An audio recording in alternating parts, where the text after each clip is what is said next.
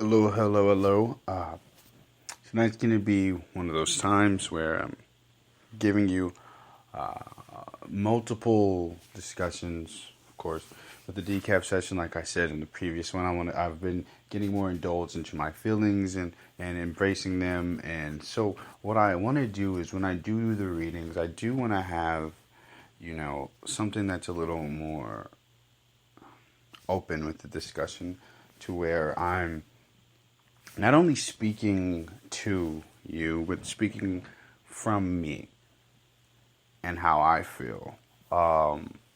Because the poetry is usually something that was written before. The only exception was, the earlier episode from this evening, on episode 6. Now, a lot of things have been catching my eye as I am embracing this part of me that I've always kind of separated feeling and only put them in times of when I write, or I'm a hopeless romantic. I watch a movie or something, so I never really embraced how to feel. And so, if you can imagine that growing up probably didn't do too well in relationships, it also didn't help me too much, especially in my last relationship, which was, in my opinion, some of the greatest moments of my life. And due to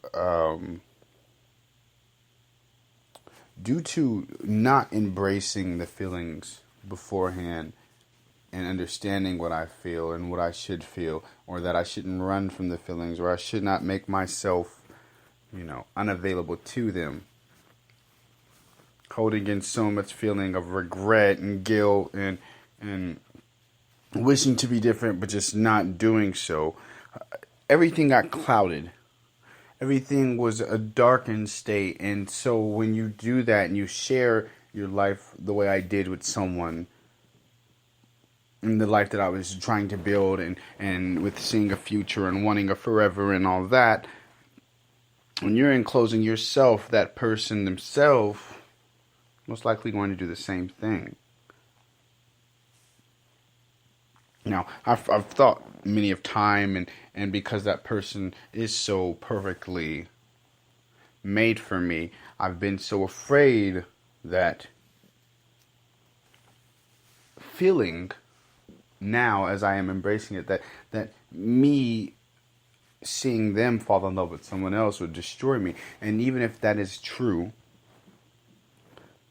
I think that when I am now, or as I am now, embracing the feeling and that I have and that I misplaced and did not hold, that I would feel distraught at first, disparaged,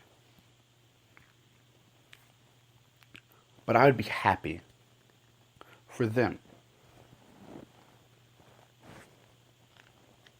Happy that they were able to find someone who would most likely be able to reciprocate the feelings better. Show them how to care. The things that I wish that they would all embrace from me, or that I wish I had the time now to. And even then, when it gets away from the relationship that I had and the love that was lost, the relationships of family and friends as well. Bridges that have been burnt in the past that I see now, I wish I could still have a whole. And because we live in a world where it's, you burn the bridge and the separation that's occurred, each village from the other side of the bridge begins to, hate the other. Now, I tend not to, even if I disagree with someone, or we are divorce in the relationship. Use that terminology. When we divorce, I don't tend to be the person on the other side talking shit or bringing them down. I never can. I never will. But I know that's the norm for a lot of people.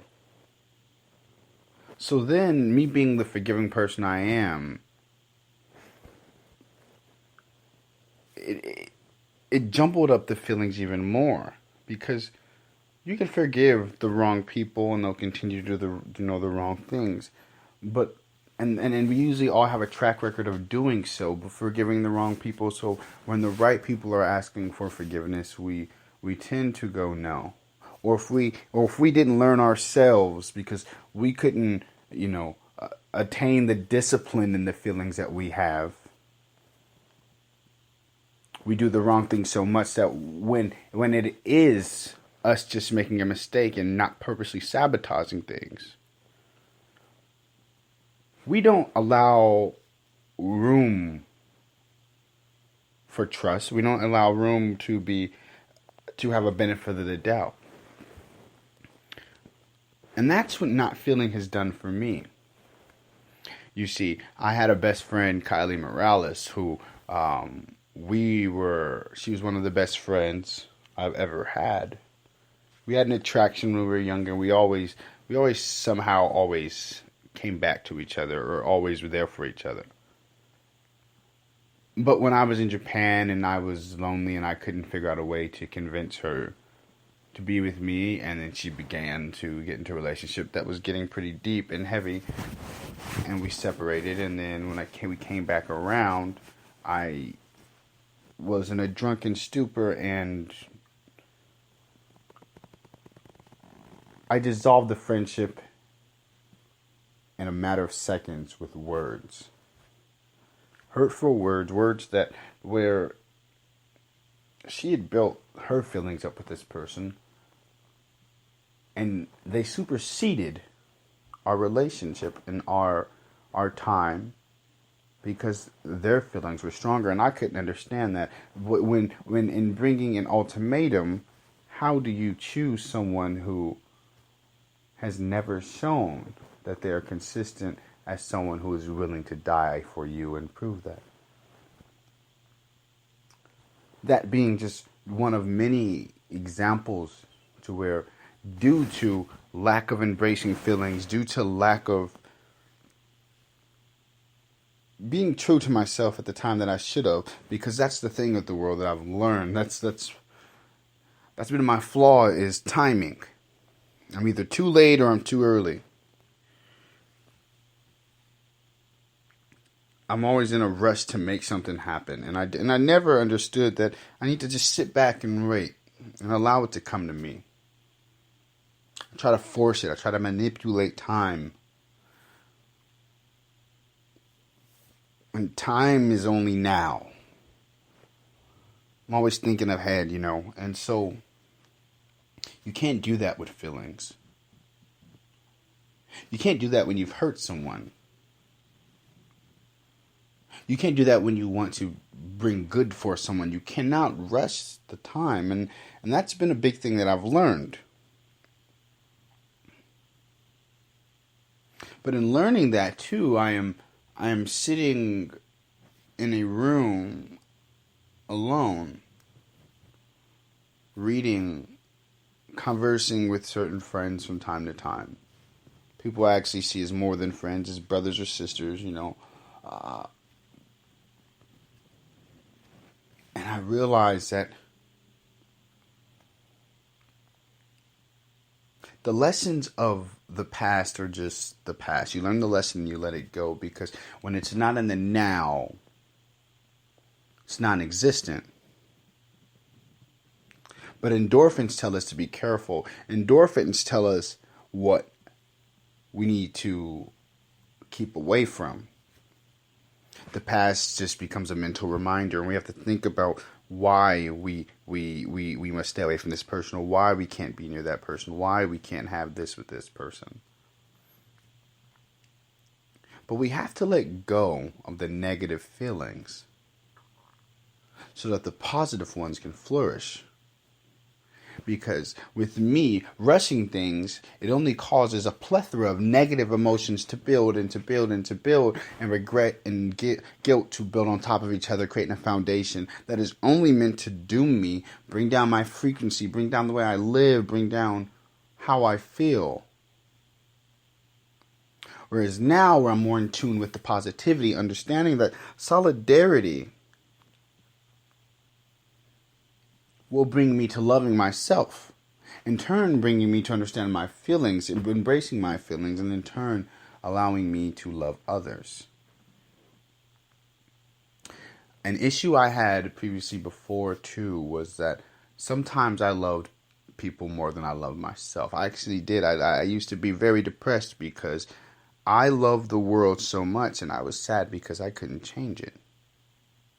And over time, that sadness, it grew into anger, and that anger grew into resentment. The resentment grew into hate. Now, the hate that I feel is every time I step on social media, whether I'm a part of the cycle or not, and I see this ignorant mindset of no self-worth, no love. It makes me sad. It depresses me, but it makes me hate.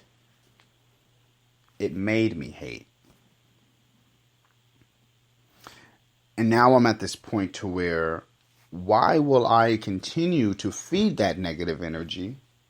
Why would I continue to feed that halting progression?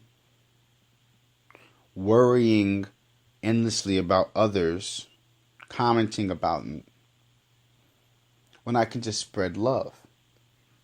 Now, anyone who knew me or knows me knows that I'm a fighter, knows that I'm a person who stands up for what I believe in all times and all periods and in any way, shape, or form. But now that when I've become more in tune with what I want to be in that perfect version of myself, which is peaceful, which is prosperous, I've noticed that I do not run from confrontation, but I welcome it with open arms, bringing peace. Peace of mind, peace of self, peace and love, because that's what we lack as a whole. So while I may be lacking, does it mean that I should hate someone else for lacking more? Or should I attempt to show them that there is a common ground?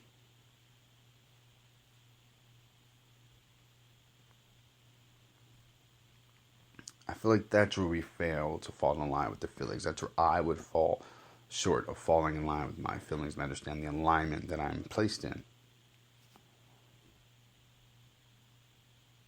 And not understanding where I am or where I was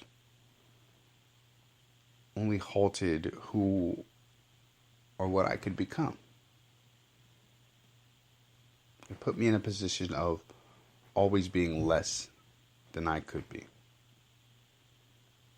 Always being a little too late or a little too early when I needed to be right on time.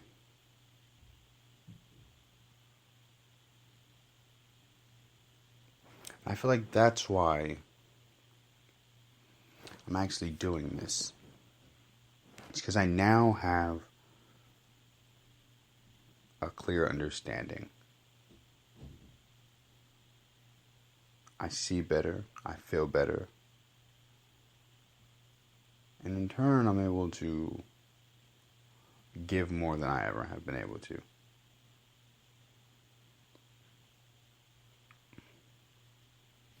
Now, I'd like to thank you guys for tuning in once again. This has been the Dark Roast, the Decaf Session. I'm your host, Ky Dorsey.